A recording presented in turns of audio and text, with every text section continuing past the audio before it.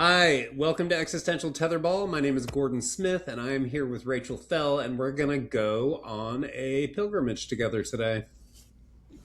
Yes, we are, Gordon Smith. We have our friend BK with us today to explore pilgrimage.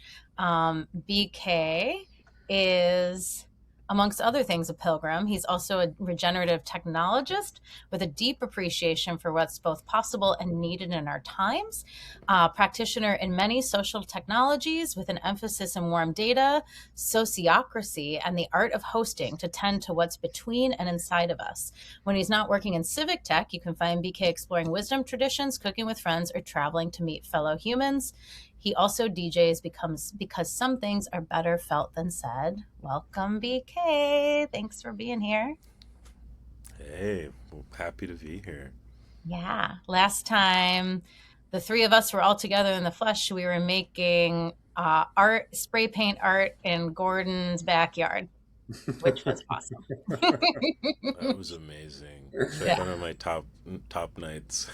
Yeah, it's a good one. It's a good one. And so we were all together for the warm data training in Asheville in September of 2025. And during that time, got to hear a lot of stories and context around your travel experiences, your joy, your voyages and journeys and pilgrimage, like your pilgrimages. So we wanted to bring you on today to talk about, explore, discuss what the heck is a pilgrimage and yeah, unpack your experiences with them. Yeah, I love that. It's such a profound question. It's often I don't get a chance to think about it, and like I'm really excited to co-explore this with you. Nice. Uh, yeah, Yeah. I can just kind of just give a little context on you know maybe the first time I heard the term pilgrimage was like learning about the Mayflower. And there were these people with hats that came over, and they there's something with turkeys, and like I didn't really catch all the other nuance, but I just remember that they were pilgrims, and that's probably all I could capture at that point in time. But I didn't really think about what the term meant for me until maybe like decades later. I had come across an organization in Germany called Dark Horse. And they were trying to, it was kind of like a design agency. They were really edgy, and like people who wanted to work with them, were called pilgrims. And then people who stayed, like who weren't kind of moving about, like, but were, maybe deeper practitioners, were called monks.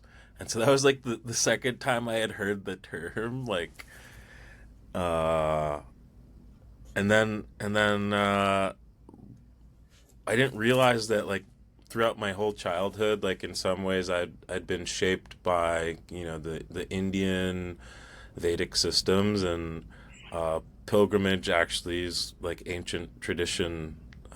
It's held in ancient traditions as well. Like you can find it across religions, continents, peoples, cultures, and I just happened to fall into a tradition just because of a classmate of mine whose father was deep into a South Indian pilgrimage called Sabrimala. And, every year around November, December, January, there's millions of people in South India doing this circuit to a temple in the middle of a forest region of the state of Kerala. And there's it's kind of an adventure. Like I would describe it as like folk religion meets kind of the Vedic tradition meets kind of local culture, and then to like a person who's not Indian, to kind of go into that, like it was like very eye opening in different ways. So I'm like very excited to just like poke at this term pilgrimage with you all, like maybe BK, hit it around the when tether you when ball. you when you went on that pilgrimage for the first time, I'm wondering what sort of intentions or expectations you had around it.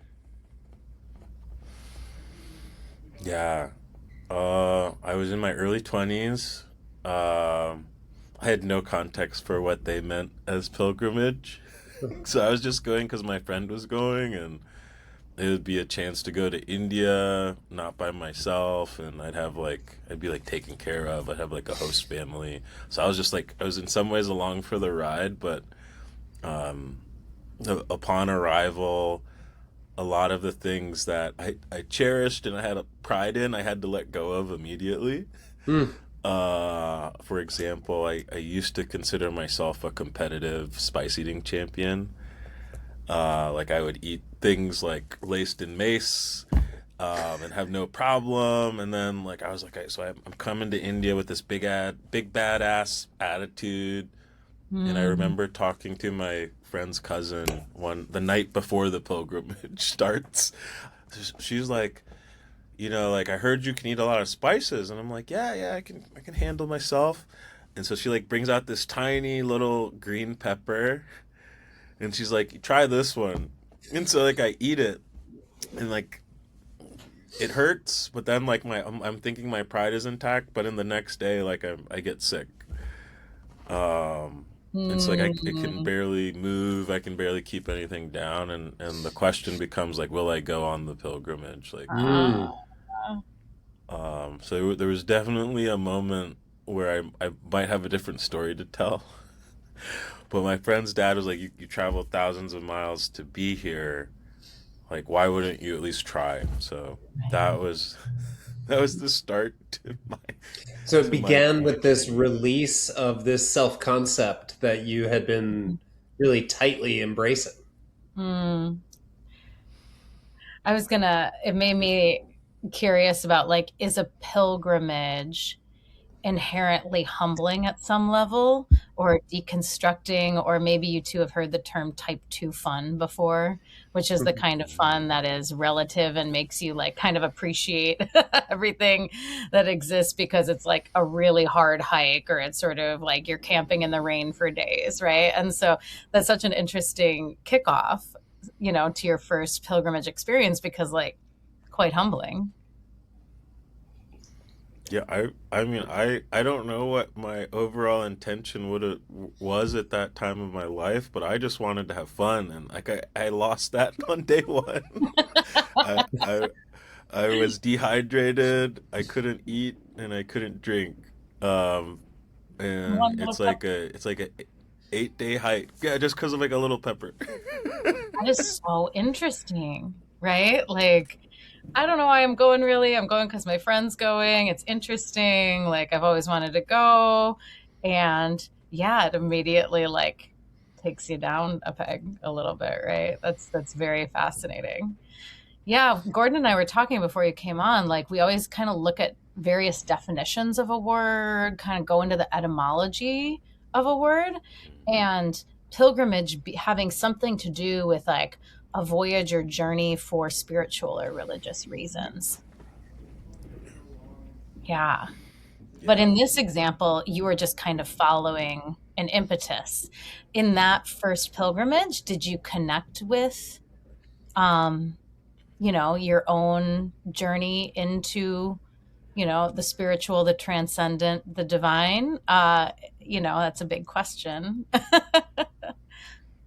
Yeah, I mean, I think, there's that old Zen story about somebody who comes to learn from a Zen master, and he's like, hold out a cup, and like the guy holds out a cup, and then he's just like pouring into it, and he just keeps pouring, and the guy thinks he's gonna stop, but he doesn't. He's like, oh, like your cup's too full, like, and I do feel like that kind of humility is like emptying out, like is allows you what to absorb like from the journey, Mhm. the journey, not the destination.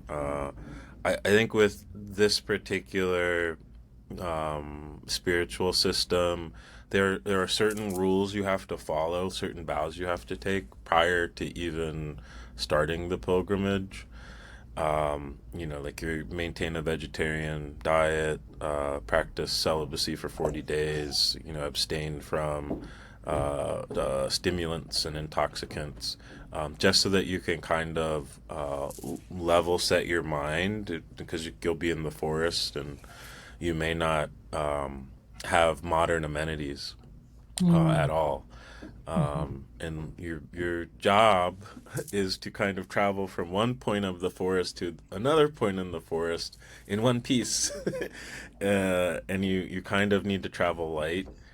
So there is this kind of reduction of base world, you know, things that we have access to in our material wealth of today, and just like letting go of like my phone and like all the things my phone brings, like what else can I focus on now? Like that's kind of where you start to access more of a spiritual practice, and whether you use mantra or your breath as mantra, or some other device, like you start after day, you start to just ingrain these habits and patterns, because like the only thing you're doing is walking. Like you've reduced all activity to like one thing, which is like to keep moving.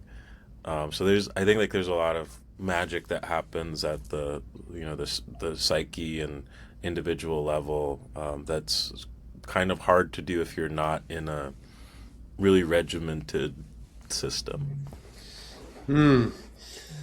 Yeah, it's funny hearing you earlier talk about Dark Horse, about the pilgrim and then the monk, and then to be on this pilgrimage in which this asceticism is demanded, uh, not for its own sake, but for the sake of focus and emptying one's cup, to make room for whatever might want to emerge or fill it. I was thinking about that monk archetype in advance of today, and how that pilgrimage is linked to that archetype. There is some sort of surrender or release, surrender to a set of rules or a set of vows, release of a self concept or a phone or a way of moving through the world, in an effort to have an experience that can be transformative or transcendent. Yeah, I'll just add one. Yeah, I think like that's like spot on. Like I I will say like a lot of people who are raised in this tradition, like they have family members who've done this for generations, they get quite emotional. Once you're kind of going. Um, there's like layers to it, and I'm trying to be brief. But in some ways, part of this system is like you invoke the deity like into yourself, and you're like a representative of this kind of folk and kind of spiritual tradition, and you're kind of going home. It's a returning home. That's kind of the theme, and so like you take on the ways that that deity would live their life in hopes that you also kind of awaken your divinity. Like that's the transcendent part. And so like when you reach the final temple, you're climbing 18 golden steps. Each step is representing like something you're climbing over, like in your ego. Any habits that you're kind of trying to not overcome, but say gain mastery in some ways. And so that a lot of people become uncontrollable, like with emotions. Like they experience many things. Like I think for me it was more like an elation, like happy we all made it together. Nobody died. Nobody got eaten by a tiger. Just like the basic completing the loop. That made me just like very. I felt accomplished in ways that I didn't quite understand. Yeah, no big deal. Nobody got eaten by a tiger. Solid. Yeah, Solid, sounds like a great holiday. solid work. Um, Oh, Gordon, were you going to say something? I'm sorry. Yeah, and so were you. So however you want to play it. Rock, paper, scissors. 1, 2, 3, go. 1, 2, 3. Just Oh, go. let's try it again. After you. Just go. I want to do this one more time. This is really fun. You Okay. ready? That's out of three. 1, 2, 3, 3, go. haha. Thanks for going on that journey with me. Happy to. Um, Happy to. no, it was just occurring to me that Brandon, you were talking about how you were showing up for it initially, as far as your expectations, and it was from this place of, oh, I'm going to go to South India. I'm going to hang out with my buddy. I'm going to do this weird shit that I've never done before. And that was another one of the archetypes that kind of came up for me when I was considering pilgrimage, was the archetype of the fool, and this sort of naive entry into something. And you were quickly disabused of being able to flaneur your way through this thing by that hot pepper, and quickly made a novitiate into this monk archetype. Mm-hmm. Yeah. Yeah. Really It can interesting. happen fast.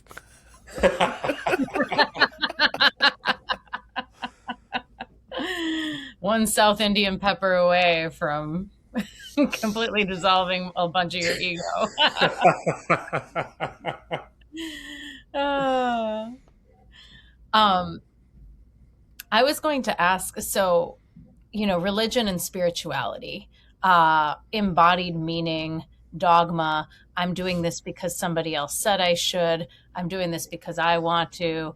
I'm going in as the fool just because, like, sounds interesting. I don't know what to expect. Sign me up, right? I had a similar experience of entering something from that fool archetype. I did the Everest Base Camp trek. So you go from Kathmandu, you fly in a little plane to Lukla, and then it's like a 10-day trek from Lukla to Everest Base Camp. And it had a lot of the features that you've described thus far, but it wasn't in the context of like a religion or a tradition. It was a bunch of strangers from around the world getting together, but it had a number of the same, like the emptying, the readying, the type 2 fun, the transcendence along the way, the sort of humbling of, connecting to, deities, energies, these sorts of things. So I just find that interesting, right? Like you can have, it seems like you can have a pilgrimage that's more structured or sort of intentionally build as such. But you can also have a pilgrimage kind of unintentionally too, like just kind of opt in and something can become that spiritual journey of one's own accord. So I'm curious how that lands for you as somebody who's, it sounds like, done a couple different versions of a pilgrimage. There's the more structured but and religious, but warm data could maybe be a bit of a pilgrimage too. I love that question. Yeah, what is a pilgrimage?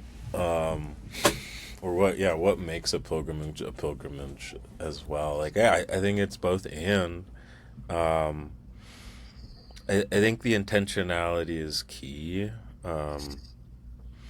Whereas I didn't have that initial foresight into like what it was I was actually doing. Like now I've done it 3 times, so like there's something that happened for me in the first time, and I've basically done it every 10 years, like the Indian version.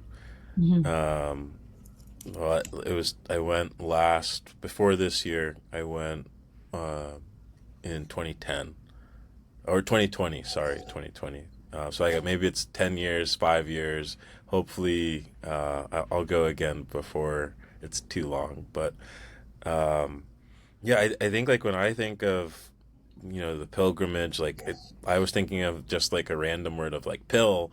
Like you're definitely on something to kind of really throw away like your life as it is and do this thing that's completely different. I'm reminded of the monks walking for peace that just happened in the U.S. They started in Texas and then they ended in D.C. and they passed through Richmond, except their their trek was like 2,300 miles. But they're ordained monks, right? Like this is what they do. But I still think you have to be on something to kind of want to go down that route. Yeah, you got to And take a pill because it can be pretty grim. Uh, there we go. That was good. That was Thanks, oh dad yeah, joke came out. It happened. I feel like you do. I feel like you do get good with the grim. mm-hmm. Mm. Mm-hmm. Yeah. Like This, grim becomes normal. so this isn't a question I thought I would ask, but it feels very like relevant now. Hit it. Does a pilgrimage involve walking, hiking? Like, I'm not saying like could I pilgrimage without ever moving my body? Like it's like, levels of abstraction, right? And like what is, what isn't. But when, the Paulo Coelho, the pilgrimage, right? It's like, it, my experiences that have felt like pilgrimage have all involved like walking or hiking. Mm. Mm. I don't know, just curious. I've only heard of walking pilgrimages. Except for the Mayflower people, they used a boat. But A other, journey. other than the journey, Yeah. I was just gonna add, like I think, uh, yeah, what is sacredness? Like I Mm. feel like in some ways the pilgrim is in pursuit of something sacred, something beyond them, something larger. And like Hmm. wherever you can find that, like yeah, then I consider that pilgrimage, like whatever that word is for you. I think with the in the Indian context, they have this idea of like power centers. Like there are places in the world that kind of hold significance, and if you visit those places, like you kind of are like getting a boost. And so like from that context, like it's more about like going to certain places, and I feel like without the route, like the itinerary, it's hard to have like the pilgrimage like term. Like you need to have a start and an end somehow. Mm. And I think as long as you have some bumps along the way, like yeah, like I'd consider you a pilgrim. As long as it's grim along the way a little bit. As long as there's some grim, we're good. As long as Yeah. there's grim. I that sense of what is it? Because when I was thinking back through the pilgrimages that I've undertaken, none of them have been that highly structured, going to a conventional place that is deemed sacred, that is associated with divinity or the transcendent. Um, I think that the one that's coming up for me right now it was a spring break. I was in college, and I decided I was going to drive to JD Salinger's house. I was really into Salinger. I actually reread some last night, Franny and Zooey, to because I was led. Anyway, so I went alone, and I hopped in my Mitsubishi and started driving towards his house. Um, and I was like, I brought a tent, and I was sleeping in little campgrounds. It wasn't terrifically comfortable. I was pretty broke. I was a college student. I was alone, and uh, and pretty quickly you're with yourself, right? There's nothing else. There's nothing else to occupy you. It's open road, um, and no conversation. I'm not even sure. I probably had a cassette player, um, but nothing more advanced than that. And I made my way into roadside taverns. I made my way into places that I hadn't been, and uh, came upon people. I was uh, I was an English major at the time, and I was focusing on Middle English and medieval literature. And there's so many pilgrimages. Just Chaucer alone is plenty. But I was having these experiences of being on the journey and meeting these influences along the way, and then continuing and not being stuck or trapped, but letting it build one thing upon the other. And I realized about 3 days in that I didn't have enough money or enough time to get there, to get all the way to Salinger's house. And so I made this, had to make this choice well, I guess I'm not going there. And so where I was in West Virginia at the time, I pulled out the map and had a look, and was drawn, led, guided to go to a national radio observatory that was looking for alien life. And it's like this, like 50 satellites, just like waiting for ET to phone home. And so I found myself in this place and camping in the adjacent state park campground. So here I am, like entertaining aliens alone in this forest. And I woke up one morning and walked out into the dawn, and it was misty. There was like this waist level mist across this field. And there was a herd of deer in this field. And I would guess 50 or 60 deer. And amidst them was this one buck. It was this white buck. And it was majestic. I was transfixed. The whole scene was otherworldly.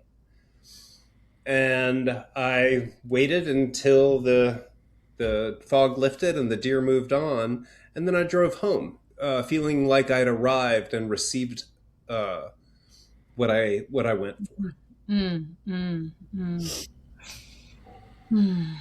Was it a pilgrimage? I say yes. Yes. There's no doubt in my mind. It has all the features as they emerge and as we explore them.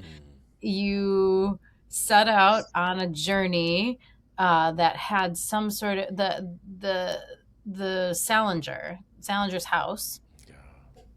This is sacred to you. This is important. There's a connection here. There's a resonance, right? And type 2 fun. You've only got a cassette player. You don't have enough money. You don't have enough time. Like you're sleeping but like also you're meeting. It's like expectation. One of the words I wrote down is like, so sometimes we're seeking, but we don't know what we're seeking, or there's an intention to connect. And we may or may not, it's like his house is the material, but it's like him. What does he represent? What did he represent for you? What does he still represent for you? Like, I guess I'm asking. He represented somebody who seemed to understand my experience. And as this like neurodivergent college kid who had made a bunch of friends, but also didn't really feel seen, it was one of those things like, oh, I think this guy gets me. Yeah. Yeah. Resonance in the artist, the writer, beautiful. Beautiful. Yeah, and you didn't have an expectation other than to connect with. Sorry, Brandon. Or sorry, BK. I was gonna add, one of the things that I love how you phrased it was like you were called or led, and there's like maybe another feature is that directionality, like maybe not destination but like direction, that also kind of just allowed you to be more emergent instead of having like a planned path. Yeah. In your subsequent pilgrimages in South India, BK, that call to return. So the first time it was sort of like there was a call, but the call was in the form of like, let's say like the fool's entry, or sort of like, I'm just going to go and I don't know what to expect. But in those subsequent returning experiences, would you mind sharing a little bit about that magnetism or that attraction to do it again? Yeah, the return. Yeah. And I'll start with a thought. In between like pilgrimage 1 and pilgrimage 2, which was like 10 years, my mother passed away, and she kind of like held a space of like normalcy for me, like in my life. And so like she passed away in like 2015. So like I was also maybe like searching or like seeking for like groundedness. And so like I fell into a place in West Virginia. So like when you started talking about that, I was like, oh, like you probably went to that place where there's like no like radio signal, like they only have radio signals, so it's like there's like low light pollution. Like this place is like magical. It's like Yeah. untouched. Mm. I had a version of that. I visited a Sri Lankan monastery called Bhavana Society. It's in the woods of West Virginia, outside the capital, and I'm like there specifically to just like get like a sense of groundedness. Like I feel very perturbed in my system. Just like I don't know if I'm happy with the way my life is going.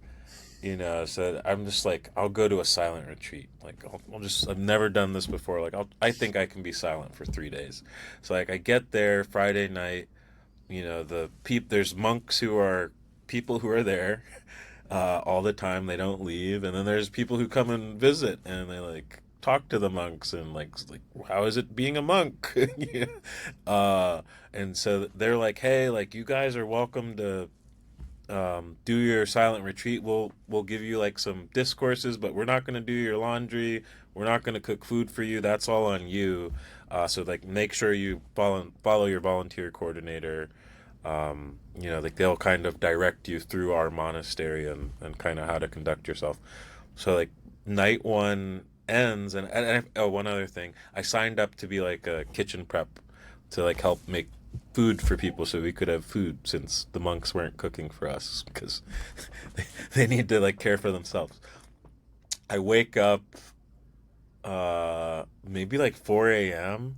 and like I have a dream of like a wolf and like a bear, and like we're in the middle of nowhere. It's like maybe they were there. Like I don't know. Just like we're looking over you, brother. Like I have no idea. But I get up and I was just like, oh, this is magical.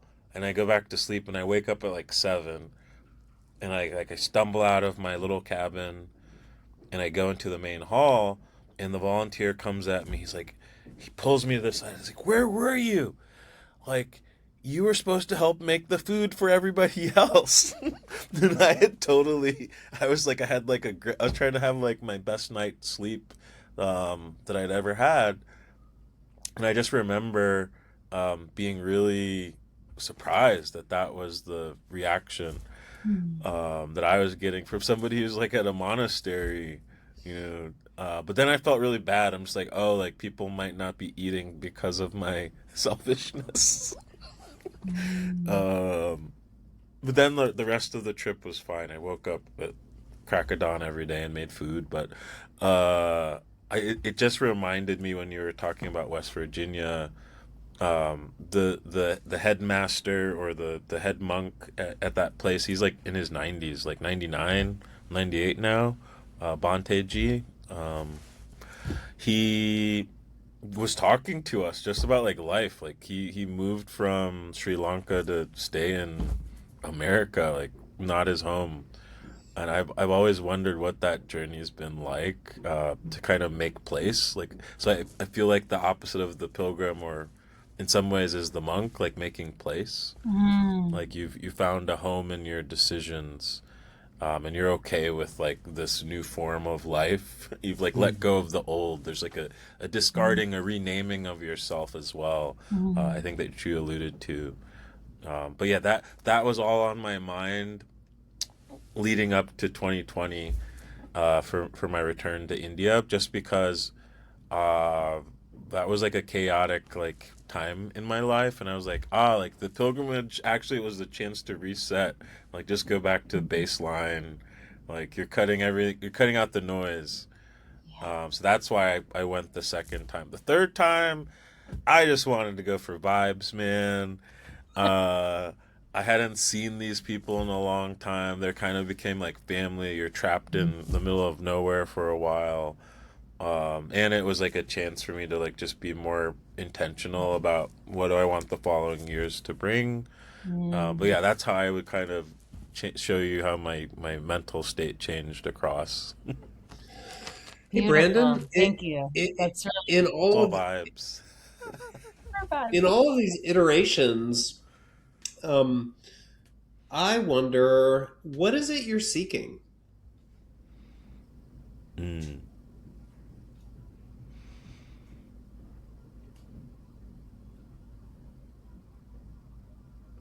And I wanted some pause. Mm, Yeah, I think like there is no there's no right answer, but in some ways the first thing that popped in my head was like I'm seeking myself. Like I'm seeking to Hmm, know parts of myself. yeah. Mm.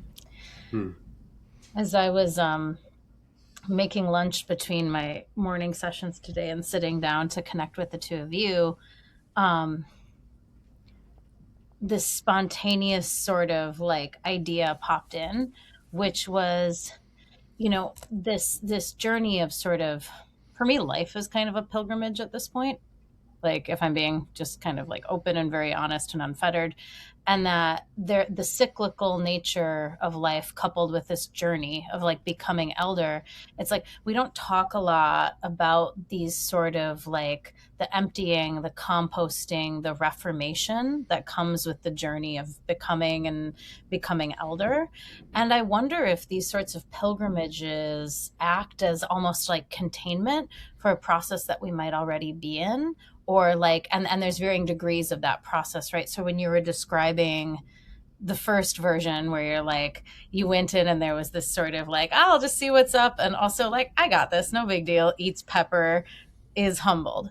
The second version, the second time you go, it's there's a you've just lost a parent, you've just lost your mother, and that's like a that's an event, and that's going to destabilize, pull the rug out from under, as you were sharing. It's like seeking some sort of stability or some sort of home. And the third version, there was this experience of home you've had previously in the last two iterations. You're like, I want to reconnect with this. So I'm at this there's this idea that's sort of forming in me around sort of like pilgrimage as containment for the process of becoming that we go through as humans, that invisible process of becoming elder, right? Because there's the physical process of becoming elder and aging, but what I'm talking about is something different. I'm talking about that psychic process of becoming, of learning, of growing, of kind of connecting with, that transcendent, or that sort of that self connected to the divine, and less with the ego, let's say. hmm. Yeah, so it was just a thought I wanted to share as you two were kind of exploring, that pop back up for me.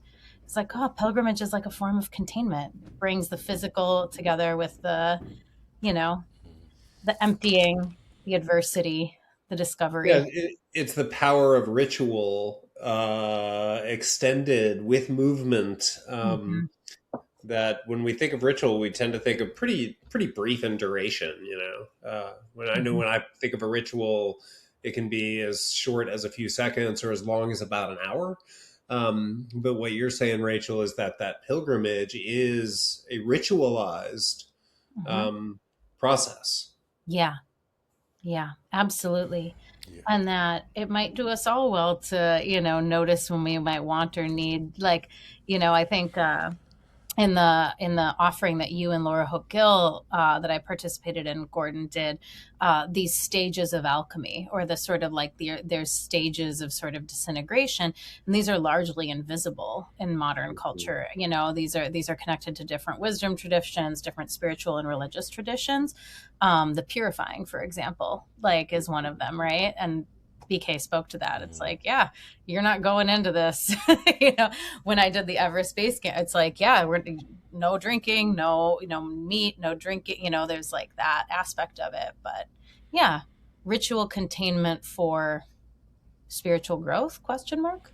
I, I love that. Yeah, there's definitely like yeah, I think there's the art of creating the container around the pilgrim, like Mm-hmm. and that that intention might be the spark for that. Um, it in some ways, like, there's a word called circumambulation. And so, like, pilgrims often, when they reach a holy site, they will, in the Indian tradition, it's called pradakshina. So you will roll around the temple or the deity, like roll like your body all the way around, making a loop. Hmm. And in some ways, like that, to me, that circle, that looping actually is symbolic of like ritual. So like when we, in some ways, look at daily life, like what are we circling? Because I think like you're right. Like in some ways, daily life already is a pilgrimage, but like, do we know where we're going? Like, is there an intentionality to it? Are we trying to go more in depth with like what's already happening? Yeah, I think like that's a fascinating exploration. I was gonna say one other thing. Bees, like pollinators, like they also are like circulating. They're moving things from one place to another, and I think like there's something that I wasn't thinking about is like what does my presence do for other people? A lot of these folks that I go with, like they don't really hang out with Americans that may not be Indian. So like I have a completely different worldview. What am I bringing into the mix just by being there? Hmm. Like my life or my presence has value just me showing up. And like how can I be more open to like chance and meeting life as it comes, whether adverse or otherwise. I think there's like this grand play that's always happening. Hmm. Leela. Hmm. Yeah, the divine play. Hmm. Hmm.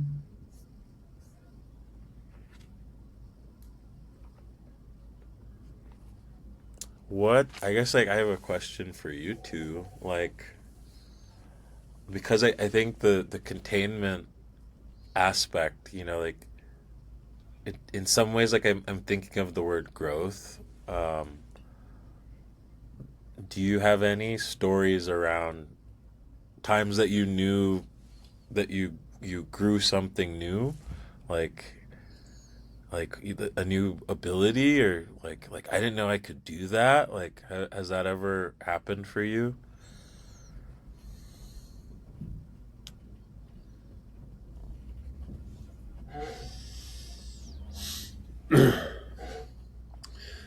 You're speaking of growth into a new something while or during a pilgrimage or as a result of one, Brandon?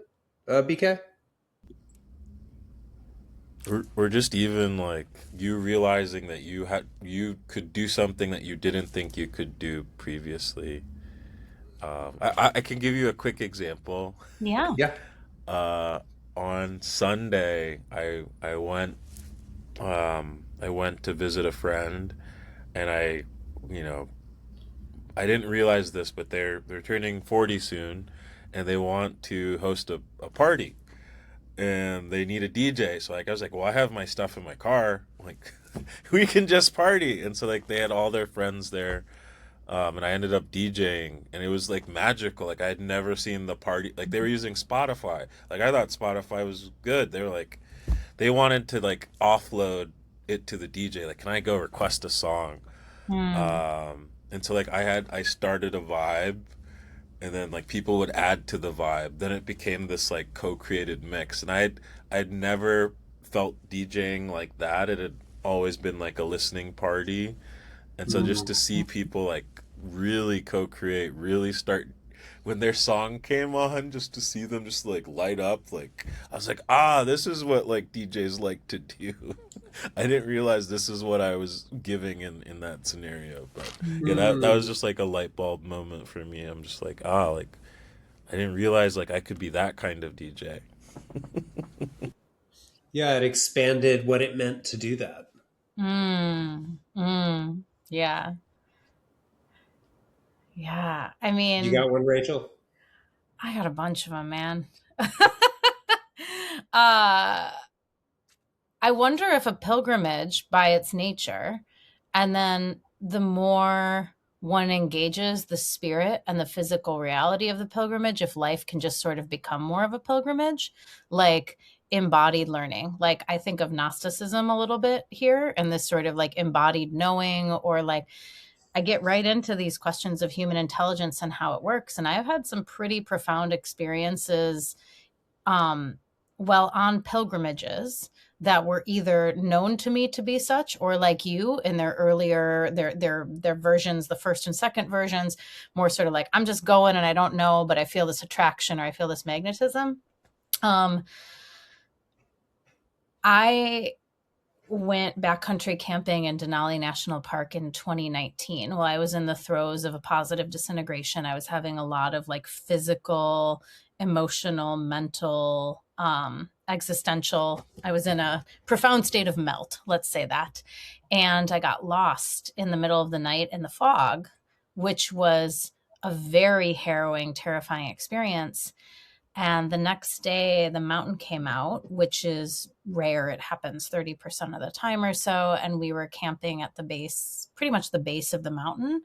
And I felt my intelligence reorganize. Like in that moment, it felt like a bunch of stuff was stripped away from me. A bunch of things were reorganized. And in that moment, this is edgy to say on a podcast, but like, I felt like I was reborn, and I understood paradox as a certain sort of answer for everything. And it's edgy to say that stuff out loud, but like if we're talking about pilgrimage being this sort of container for transformation, absolutely. Like to the extent that I've been fearful to talk about it because it was so profound and it fundamentally changed me fundamentally.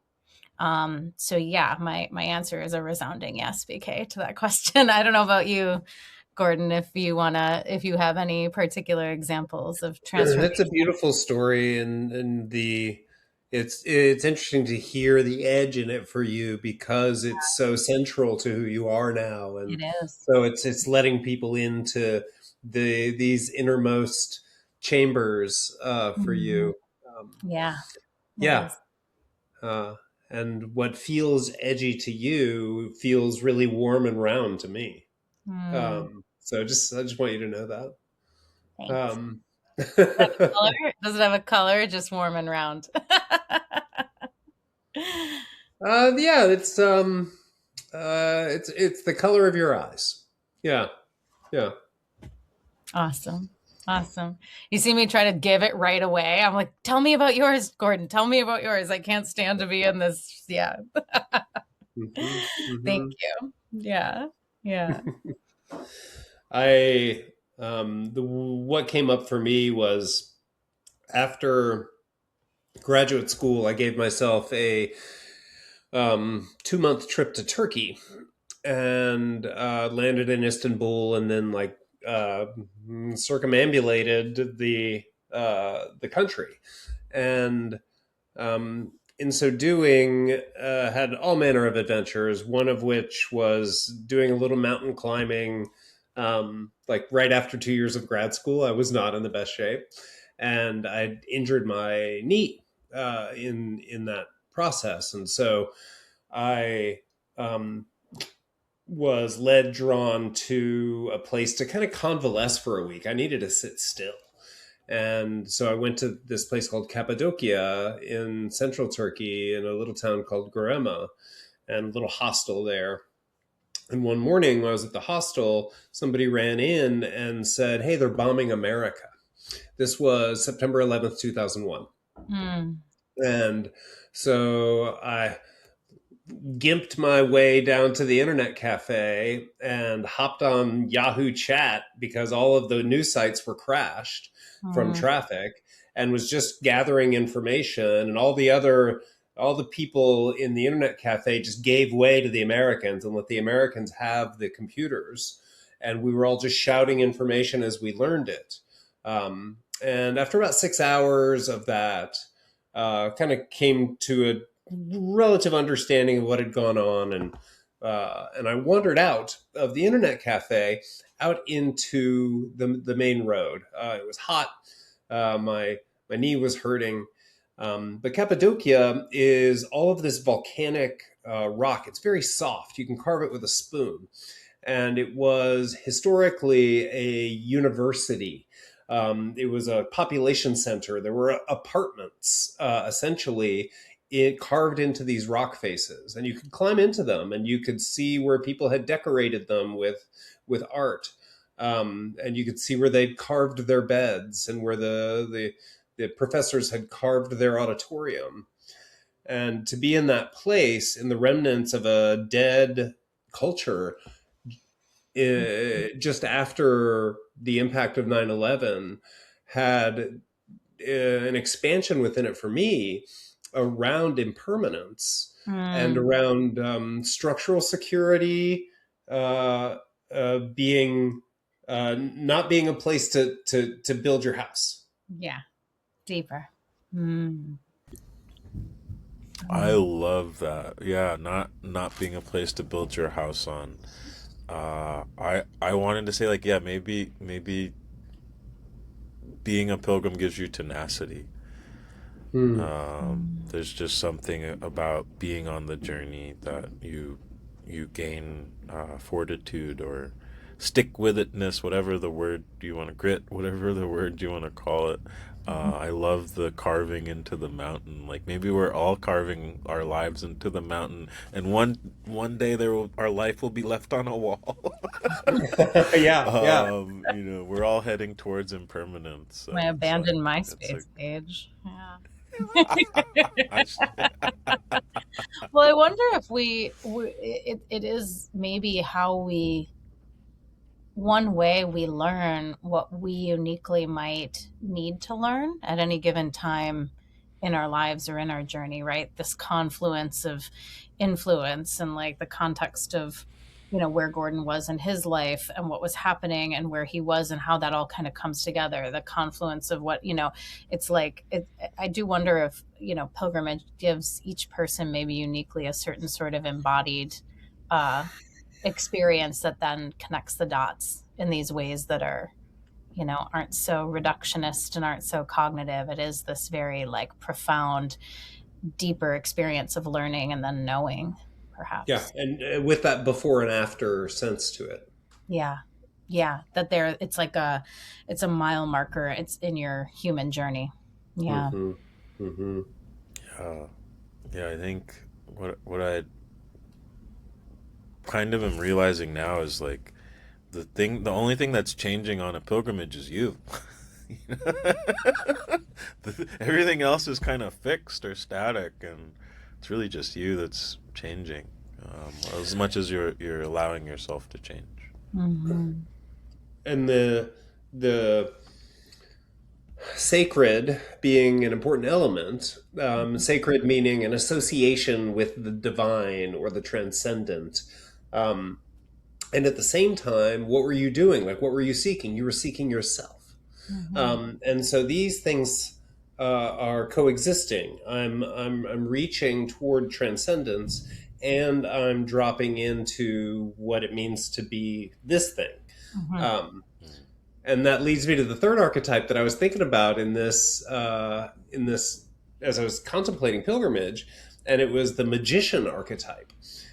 Which has kind of, in this case, it has your monk and your fool kind of merged, right? Like it's a stripping away of experience, but it's within this constriction. And that magician is an embodiment of like a societal wisdom keeper. You'd mentioned elderhood. Like it is like this process that takes one to a new state of being. Absolutely. As we were speaking before BK jumped on, you said something about like the difference between the monk and the magician and sort of like self-bypass. And like, I forget the word you used, but this like anchoring in of wisdom, of divinity, of the unseen, of experience through the physical emotional, mental, existential self, right? So it's like this journey of sort of becoming or seeking transcendence does not take us out of oneself. It brings us more home into ourselves, which, like, you use the word home a couple times, VK, is like, what am I seeking? Like this sense of home. It's like, okay, here we go, right? Like maybe these experiences are, whether we design them or we're following a wisdom tradition or, with a group, and it, has more of a structure, or it's hopping in your car to go connect with the ghost of JD Salinger, right? It's like, yeah, good stuff. Is it time for another pilgrimage? I don't know. Yeah, maybe. Yeah, maybe we should make our own pilgrimage. Yeah, I feel like that's my way. I wonder what it would be like to do more of a structured one, how that would work for me personally. Well, if y'all want, you All can come right. back to Warm Data this year in Asheville, and we can structure it up. We can Yeah, make it into a I'm pilgrimage, down. the three of us. Yeah. I'll hide the booze. It'll be great. Nice. I would Nice. be fun. Yeah, I I'll maybe share this one last thought.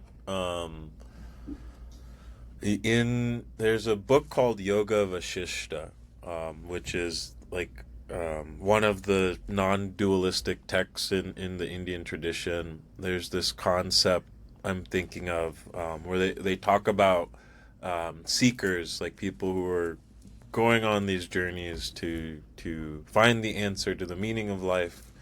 And they talk about, the seeker has two wings, like if you were a bird. One is kind of the effort, the discipline, the rigor, and then the other side is kind of surrender, non-attachment, letting go. But you need both in order to Mm, fly. Yeah. So like the structure is only as helpful to you, is only helpful to you to the moment you can let it go and then deal with emergence. Hmm. And so it's like these things are like they're two peas in a pod, like they're constantly cycling. And our lives can be good containers, to train from, like if we want them to, or they can be places of fun. Like maybe we'll spray paint, um, a whole bunch of new art. Like I want to have an art pilgrimage. Like if y'all are down. Sounds great. I'm Sign me up. totally down. Well, Creativity. Brandon, BK, thank you so much for being here and for sharing this and taking us on this journey. Hadn't anticipated sharing so much story today. It was really nice to be able to, though. Mm-hmm. Yeah, and I so glad you were able to join us. And you're traveling tomorrow. We were talking, is it a pilgrimage? Is it not? I'll be curious to hear when you return if this one has the features of a pilgrimage for you. Yeah, I definitely will be trapped on a route. I'll try to see if we can bring in the other features, to make it a growth or a transformational container. But yeah, more to come. Thank you both for having me. Nice. Thank you. Yeah, and so thanks for everybody who's listening. We are Existential Tetherball. And if you're into liking and subscribing and following, we like all that. We really appreciate other folks being able to find us. The folks who are going to connect with this, please help us connect with them.